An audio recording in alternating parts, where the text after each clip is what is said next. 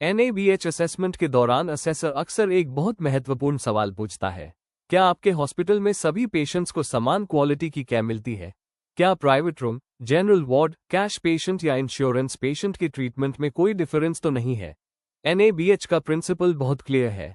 Patient care clinical need के आधार पर होनी चाहिए, पेमेंट कैटेगरी के आधार पर नहीं। इसी रिक्वायरमेंट को NABH COP1 स्टैंडर्ड में डिफाइन किया गया है।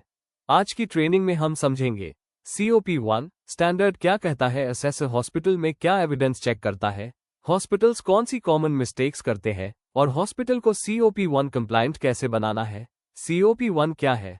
COP1 स्टैंडर्ड कहता है Uniform care to patients is provided in all settings of the organization and is guided by written guidance। इसका मतलब है हॉस्पिटल में पेशेंट केयर यूनिफॉर्म, कंसिस्टेंट और स्टैंडर्डाइज्ड होनी चाहिए। ये यूनिफॉर्मिटी लागू होती है OPD, emergency, day care, IPD wards, ICU।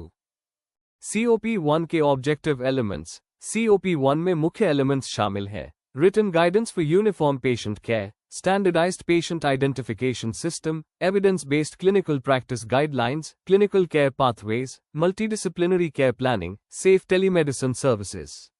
Assessor इन सभी एलिमेंट्स को डॉक्यूमेंट्स, पॉलिसीज और पेशेंट फाइल्स में वेरीफाई करता है। यूनिफॉर्म पेशेंट केयर COP1 की पहली रिक्वायरमेंट है। हॉस्पिटल को इंश्योर करना चाहिए कि सभी पेशेंट्स को समान क्वालिटी की केयर मिले। ये केयर डिपेंड नहीं करनी चाहिए पेशेंट की फाइनेंशियल कैटेगरी पर, वार्ड कैटेगरी पर, पेमेंट सोर्स पर। केयर हमेशा क्लिनिकल नीड्स के आधार पर होनी चाहिए। Uniform care across departments. Uniform care लागू होती है हॉस्पिटल के सभी क्लिनिकल सेटिंग्स में, OPD, emergency, day care, inpatient wards.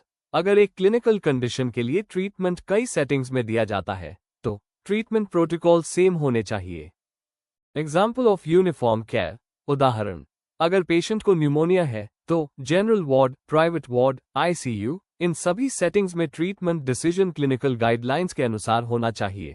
Ward category के आधार पर ट्रीटमेंट चेंज नहीं होना चाहिए।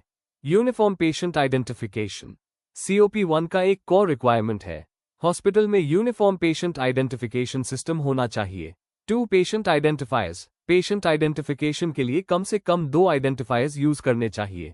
उदाहरण, patient name, unique identification number, UHID। इन आइडेंटिफायर्स का यूज किया जाता है। Investigations, blood transfusion, medication administration. Patient identification methods. Hospital में पेशेंट आइडेंटिफिकेशन के लिए मेथड्स हो सकते हैं ID bands, patient labels, electronic medical record system. ये सिस्टम हॉस्पिटल में यूनिफॉर्म होना चाहिए। Evidence based clinical practice. COP1 के अनुसार हॉस्पिटल को evidence based clinical practice guidelines implement करनी चाहिए। Sources of clinical guidelines. Clinical practice guidelines develop किए जा सकते हैं national professional bodies, international medical organisations, government of India standard treatment guidelines. In guidelines से ट्रीटमेंट स्टैंडर्डाइज्ड होता है। क्लिनिकल केयर पाथवेज COP1 का एक्सीलेंस एलिमेंट है।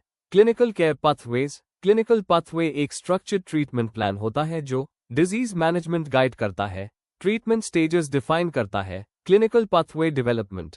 NABH रिकमेंडेशन के अनुसार हॉस्पिटल को हर साल कम से कम 2 क्लिनिकल केयर पाथवेज डेवलप करने चाहिए और उन्हें पीरियोडिकली रिव्यू और अपडेट करना चाहिए। Multidisciplinary care. कुछ पेशेंट्स के ट्रीटमेंट में मल्टीपल स्पेशलिस्ट्स की इन्वॉल्वमेंट होती है। ऐसे केसेस में मल्टीडिसिप्लिनरी केयर प्लान डेवलप करना चाहिए। Examples of multidisciplinary care: cancer patients, tumour board discussion, transplant patients, diabetes patients, palliative care patients. In cases में डिफरेंट स्पेशलिस्ट्स मिलकर ट्रीटमेंट प्लान बनाते हैं। Integrated care plan. Multidisciplinary care plan में शामिल हो सकते हैं डॉक्टर्स, नर्सेस, डाइटिशियंस, फिजियोथेरेपिस्ट्स, साइकोलॉजिस्ट्स। इससे पेशेंट केयर कॉम्प्रिहेंसिव और कोऑर्डिनेटेड बनती है। Telemedicine services. COP1 में टेलीमेडिसिन सर्विसेज का भी मेंशन है। अगर हॉस्पिटल टेलीमेडिसिन सर्विसेज प्रोवाइड करता है तो उसके लिए रिटन पॉलिसी और SOP होना चाहिए। Telemedicine guidelines. टेलीमेडिसिन सर्विसेज को फॉलो करना चाहिए। ICMR telemedicine practice guidelines 2020, ministry of health guidelines. Patient confidentiality in telemedicine. Telemedicine consultations के दौरान patient identity protection, data confidentiality, secure data storage ensure करना आवश्यक है। Outsource telemedicine.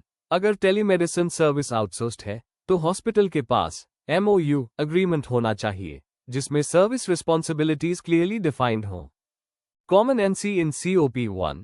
COP1 में अक्सर ये नॉन कन्फॉर्मिटीज देखी जाती है।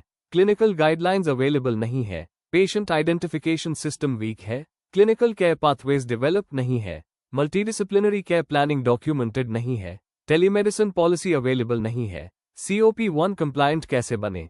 हॉस्पिटल को COP1 कंप्लायंट बनाने के लिए evidence based clinical guidelines implement करें, uniform patient identification system develop करें, क्लिनिकल केयर पाथवेज डेवलप करें, मल्टीडिसिप्लिनरी केयर प्लानिंग सिस्टम बनाएं, टेलीमेडिसिन पॉलिसी इंप्लीमेंट करें। इन स्टेप्स से हॉस्पिटल COP1 स्टैंडर्ड को इफेक्टिवली कंप्लाई कर सकता है। इस NABH ट्रेनिंग सीरीज की अगली वीडियो में हम डिस्कस करेंगे COP2 emergency services are provided in accordance with written guidance, applicable laws and regulations.